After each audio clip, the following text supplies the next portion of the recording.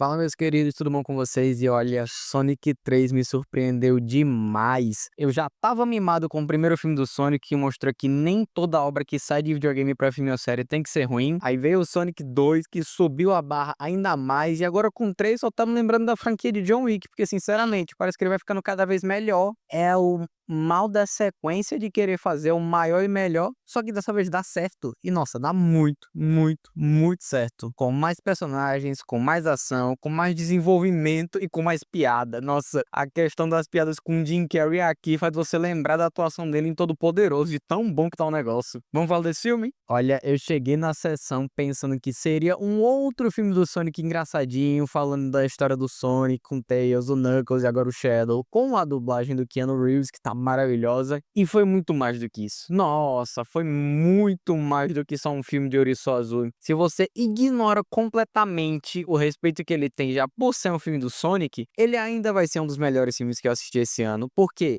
a história é boa, não é aquela coisa, nossa, que filme bem desenvolvido, mas é uma história boa, que deixa você entretido, que tenta passar sua mensagem e consegue. O protagonista tá muito ok, e o desenvolvimento dele nesse filme também tá muito bom, melhor do que no primeiro ou melhor do que no segundo. Eles ainda chegam a tratar de assuntos mais pesados dessa vez, que tem muito a ver com a história do Shadow, e eu vou falar bem a fundo disso no próximo vídeo sobre o filme. Essa aí vai ser a crítica sem spoilers, só que depois a gente vai ter uma crítica com spoiler, para quem se dispõe a falar um pouco mais dos acontecimentos. O grande vilão, que é o Shadow dessa vez, é aquela pinta de anti-herói maravilhosa que você bate o olho e só consegue pensar, nossa, esse cara faz merda. Mas eu gosto muito desse cara. É tipo o Wolverine se ele passasse pro lado do mal por algum tempo, sabe? Você não sabe se concorda ou discorda dele em alguns momentos. Isso faz muito sentido, porque ele tem uma premissa que, apesar de ter uma roupagem de alienígena, é muito humana.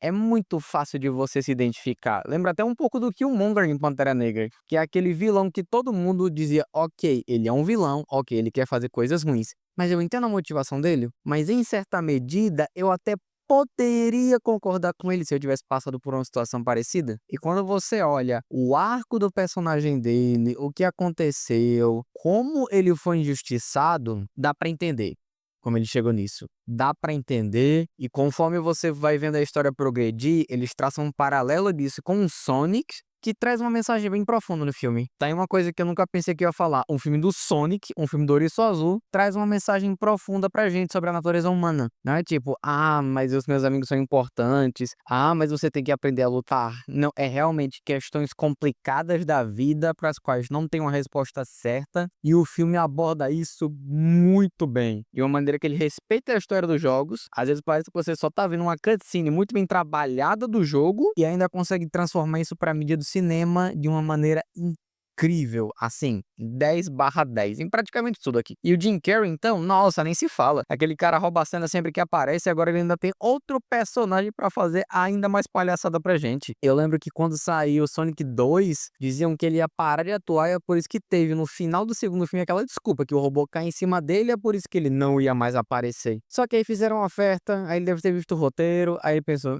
vou poder fazer mais umas piadas com aquele ouriço fedorento. E ele fez o quê? Claro que ele voltou pro filme. Não porque ele precisa do dinheiro, não porque é uma obrigação contratual, mas simplesmente porque ele gosta de atuar, ele gosta desse trabalho e ele gosta de projetos que deixam ele transmitir essa alegria para as pessoas. E o filme do Sonic faz isso muito bem, porque não é só um filme dos amigos do Sonic salvando o mundo e tal. É um filme do Robotnik. É um filme do Jim Carrey fazendo um monte de palhaçada dele. Em alguns momentos você até esquece que é um filme do Sonic e só aproveita a atuação dele, aquelas piadas dele, o jeito do Jim Carrey de atuar, que você não esquece nunca, porque é o único ator que consegue transmitir aquele nível de piada bem espalhafatosa e você não fica tipo, what? Você só acaba rindo mesmo, porque ele tem um jeitinho único. É um jeitinho que ninguém mais consegue passar. Sonic 16 com o filho do Robotnik, mas vai ser o mesmo ator, não importa. O importante é ter o Jim Carrey, que eu vou assistir. E olha que filme bom, que obra bonita, que você percebe o carinho que os realizadores tiveram quando foram criar aquele conteúdo pra gente. Você percebe como o Jim Carrey tá à vontade no papel dele pra fazer aquelas piadas incríveis. Você percebe até na voz do Keanu Reeves em alguns pontos, como ele tá tentando se envolver no personagem. Eu nunca achei que ele ia participar, por exemplo, de um filme do Bob Esponja, só que foi assistir o filme do Bob Esponja, que ele aparece como aquela cabeça no feno. É incrível. O pouco tempo que ele passa é muito, muito engraçado. Da mesma forma que aqui, ele pode ter começado como Shadow no universo do Sonic agora, mas é muito, muito bem desenvolvido. É muito, muito valioso o tempo que ele tá lá. Então não é simplesmente,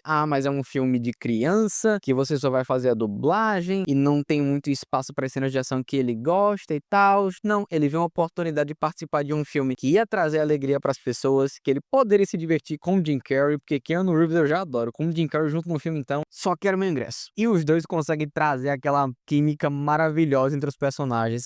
É só um ouriço preto junto com o Jim Carrey? Mas fica muito, muito bom. O Jim Carrey atuando com o Jim Carrey, que é o Robotnik com o avô dele, já ficou impressionante. O Jim Carrey atuando com o Shadow também fica muito bom. E você pensa que dentro daquela proposta inicial, eles podiam parar no primeiro filme ou até no segundo filme, mas agora, e com a cena pós-créditos, que sim tem cena pós-créditos, já fica muito claro que eles querem construir um universo completo com o Sonic. Eu tava pesquisando esses dias e eu só vim descobrir há pouco tempo que tem uma série do Knuckles, uma série própria do Knuckles, sem os outros personagens, pra ter aventuras só do Knuckles, e até que é divertidinha, não é a nível do filme do Sonic, não, mas é legal, dá pra você assistir. Aí você pensa que depois pode ter uma série separada do Shadow, quem sabe um spin-off, que seria só do Shadow, porque ele tem presença, ele tem um dublador incrível que é o Keanu Reeves, ele tem história pra contar, a ponto de você dizer, tá, ele pode ter só o filme dele, e ele tem a turma dele. Ele tem uns personagens que são mais próximos do Shadow do que do Sonic nas histórias, então é só uma questão de você apresentar eles nos filmes agora e depois pode fazer spin-off. Aí quando tiver Sonic 6, vai ter o Shadow 2, vai ter um filme que é só do Silver. E aí, ó, um universo compartilhado do Sonic, do nada. E a SEGA competindo com o MCU e ganhando seus bilhões. Mas falando sério, é muito bom ver uma obra que é baseada em um jogo tendo um sucesso desses. The Last of Us já prova que o negócio dá certo. Sonic, que é uma pegada bem mais infantil, conseguiu provar sim que você consegue pegar histórias que foram feitas para jogos, transmitir para filmes ou séries, e o negócio pode ficar muito bom. Só que você precisa ter cuidado na forma como se adapta. Se Sonic fosse tentar ser um filme sério, ia dar muito errado. Se ele fosse um filme muito paspalhão, também ia dar muito errado. Só que ele faz como o jogo sempre se propôs a fazer. Você tem uma história que tem os seus pontos de seriedade, que tem os seus pontos de comédia, e você tem que saber tratar cada um deles da forma como deveria. No momento em que o Sonic tem um conflito moral lá, acho que é do segundo pro terceiro ato, não valia você entrar em questões de comédia com ele. Por quê? Ele tava numa pegada mais séria, ele tava numa questão interna muito problemática. Então você tem que tratar isso da maneira devida. Mesmo que seja um ouriçoso que não existe, que a gente está acostumado a ver fazendo piadinha, naquele momento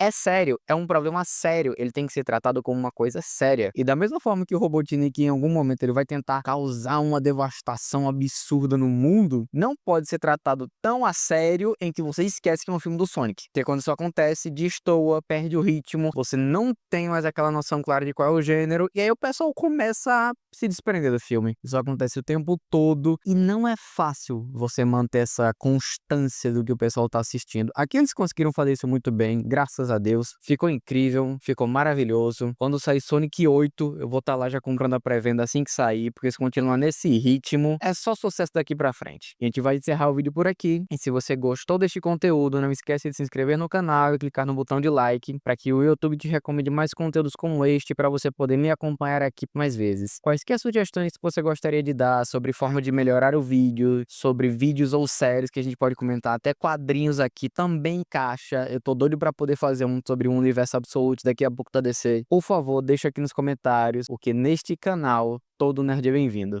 Falou!